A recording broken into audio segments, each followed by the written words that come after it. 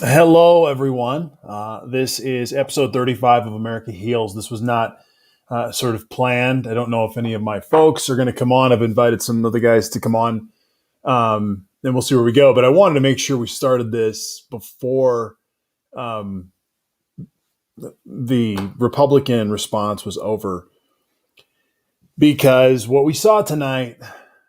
Have to feed the dog. Right on, dude. Right on. What we saw tonight with Joe Biden, President Joseph R. Biden, was a return of American leadership and a return of an American agenda, a very bold American agenda, a pro working class, middle class American agenda.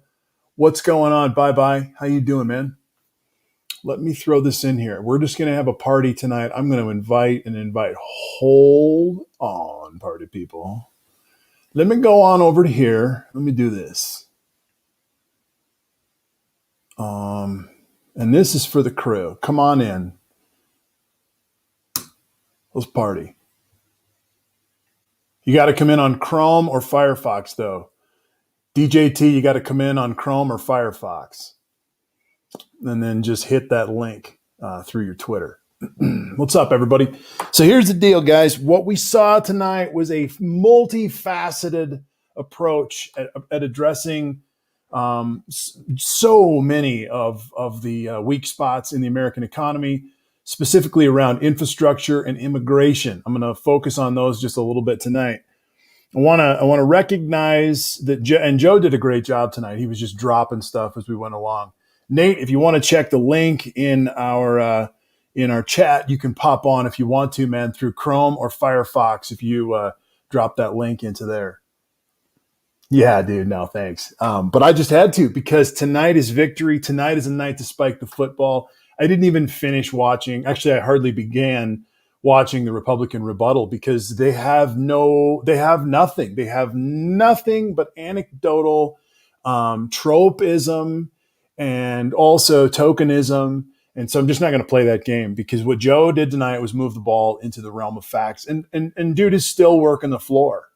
That's the thing. He was working the floor with all the Democrat side, and then he was pulling it over into the Republican side, and then the cameras left. And I would imagine Joe's going to be working deep into the night talking about this, because he moved the chips into the table tonight from the executive branch into the legislative branch. He started out right off the top of his presidency, not even 100 days in. I think he said it's tomorrow is the day. And so as he comes out of that, he just laid out this just absolutely thick agenda of restoral and renewal and build back better and immigration and green, big stuff, big agenda, big stuff. And it just kept coming at you. Reestablishing our connection with NATO. I noticed one of the things that was really one of the most prominent things I noticed tonight, was really looking for, was to see what some of the retiring Republicans from the Senate, those who are not going to run again in the next election, to see what they were going to do when he talked about NATO. And I saw them specifically, Roy Blunt, specifically from Missouri, and a couple of others, I think Portman as well, did not clap when he talked about reestablishing ourselves with NATO. And we really have to address the fact that the Republican Party is not in the same place of an American foreign policy agenda as a post-World War II America. It seems like the interests of, whatever billionaire class that seems to be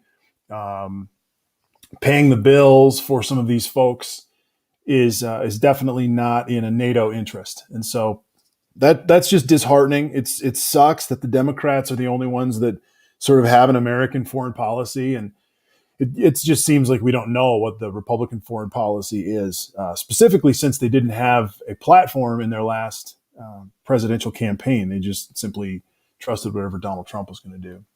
Oh, I can only imagine Tim Scott lied in his rebuttal. That's his job. Specifically, his job is to fill with anecdotal story and innuendo and heroism and tokenism.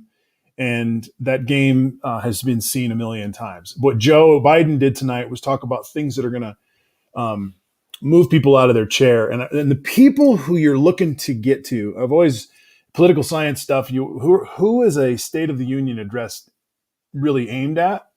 It's aimed at oftentimes mom. Oftentimes the household sort of comes to a standstill, and mom gets to hear whether or not the issues of her household are going to be addressed.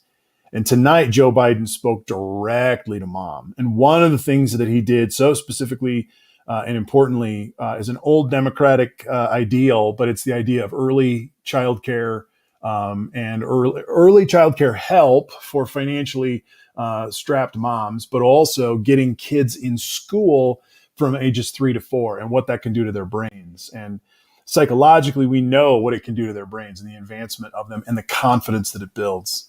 Mommy dearest. Yeah, not so much mommy dearest, but mommy the consumer. Bill Clinton understood that. George W. consumed that. And maybe of all people, all politicians, Donald Trump certainly understood that to get mom's vote in the House was important. And so that's where a lot of those kitchen table issues back in the other election. Here we go. Back in 16. He's in audio only. What's going on, Zach? How you doing? You are. Hello. How's the audio? I cannot hear you. There you are. How about now?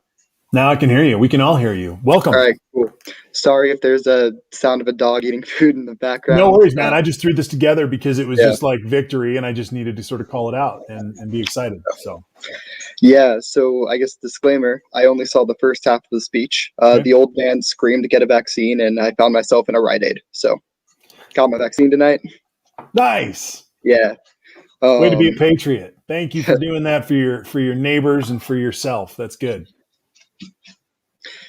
Yeah.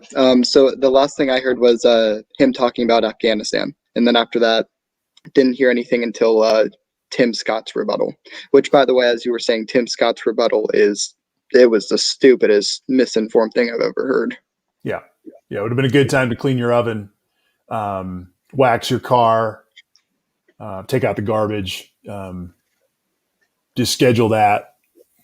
Until they get a platform, until they literally have a platform, no Republican really has anything that they can hang their hat on. So it's just killing time and dancing and being the token so that they can say, look how multicultural our new big tent is in the Republican Party as we move forward. Look, we're about to promote Nikki Haley to our, big time contender, its status, etc.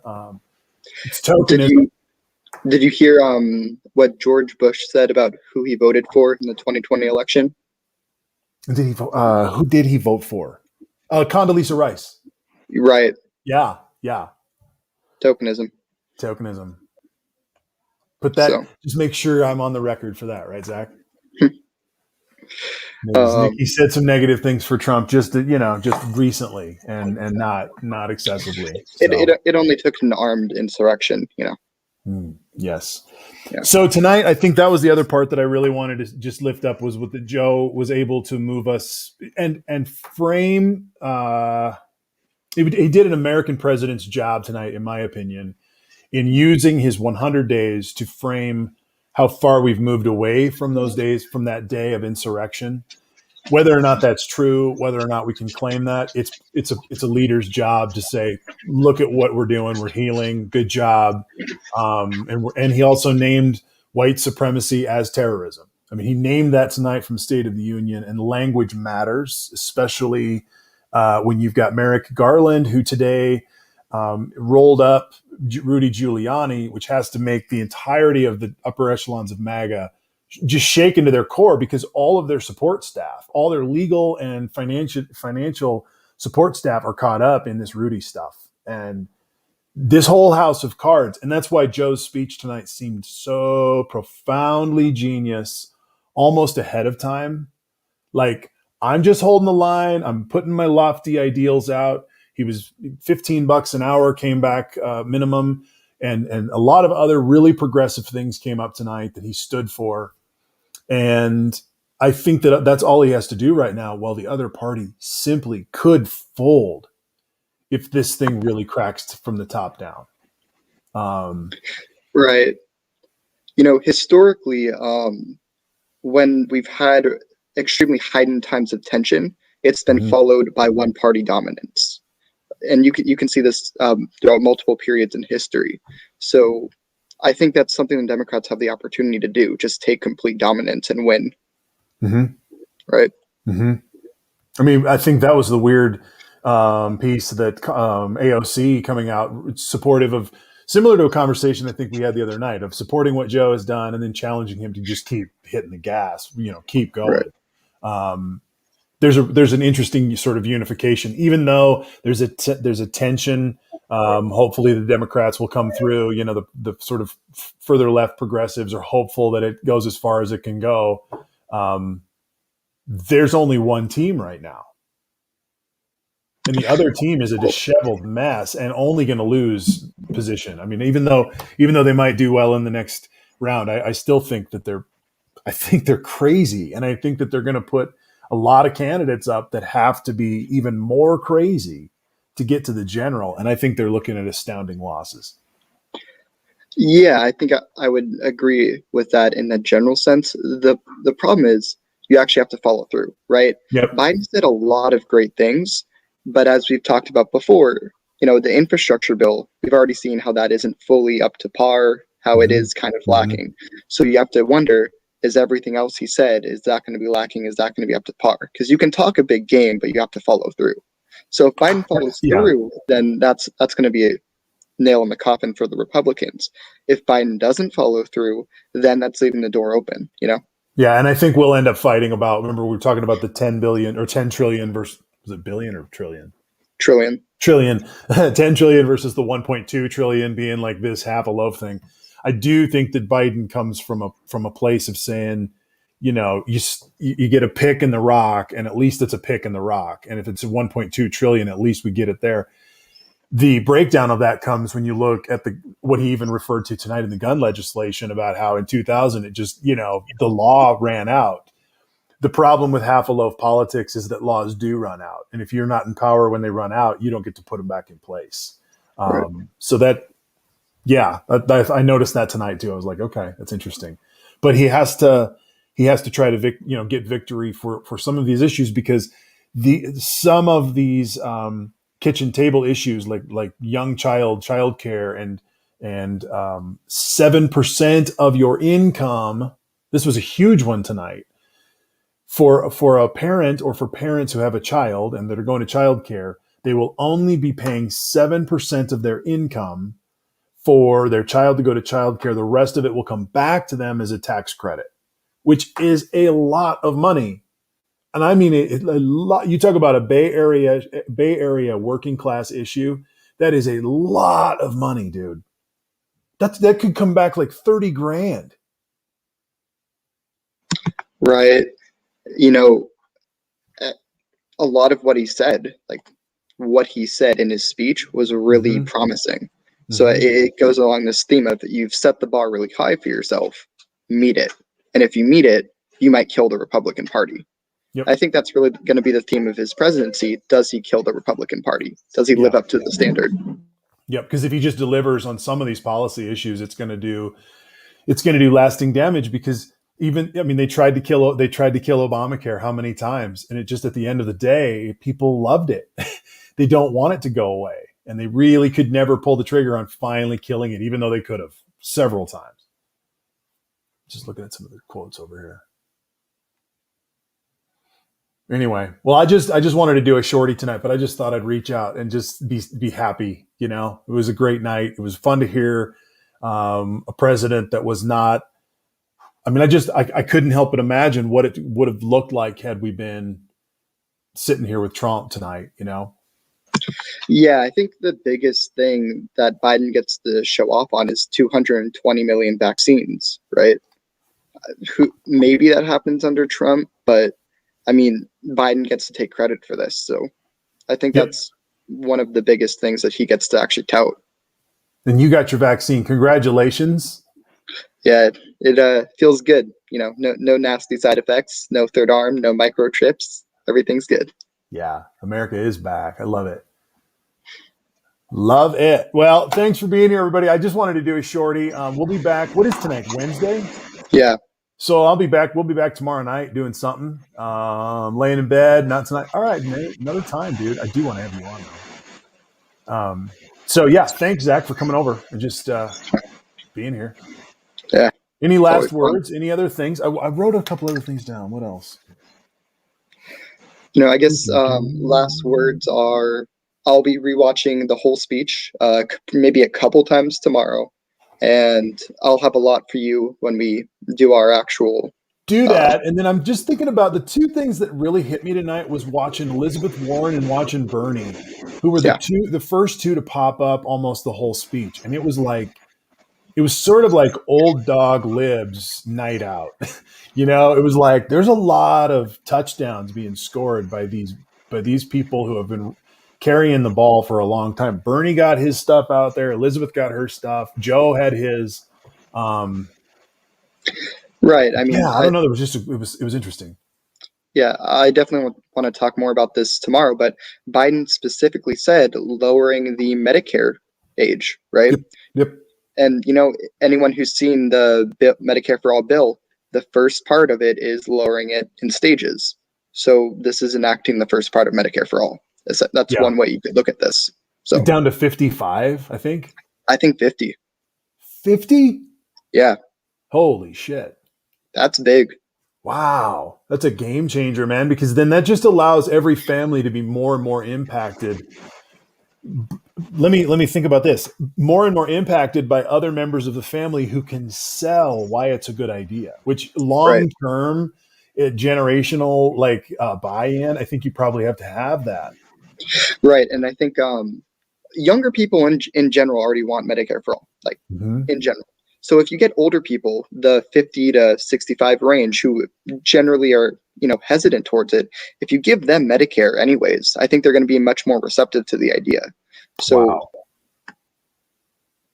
wow. And it changes how employment could work for people over 52 who are, because we have to face the fact, and we can talk about this more tomorrow night, but we have to face the fact that, and I'm 48, so I'm coming in at the low end of the upper generation, right?